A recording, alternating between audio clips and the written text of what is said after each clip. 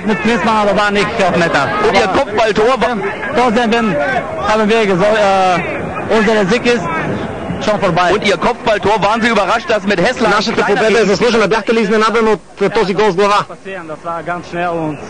Bulgarien gegen Italien. България срещу Италия. Ja, ich sage wie vor dem Spiel. Ще кажа както и преди днешния матч. Ако играем добре, трябва да победи по-добрия отбор.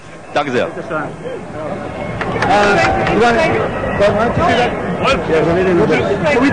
Димитър Пенев и Йордан Лечков, завярваме ли ви очите си? Какво става, Пена?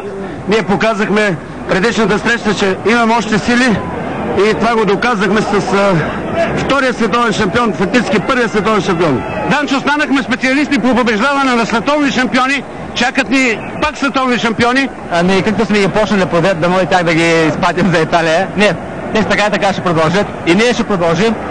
Трябва да играем така добре, да продължаваме да играем добре и успеха за медал.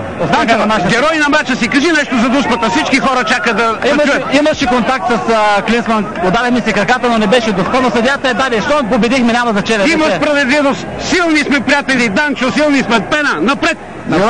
Желая радост на целия народ. Много радост в България, на всички пожелавам. Да следят и последната среща, така където предпоследна. Още две ще играем. Да, надяваме се още на най-малко.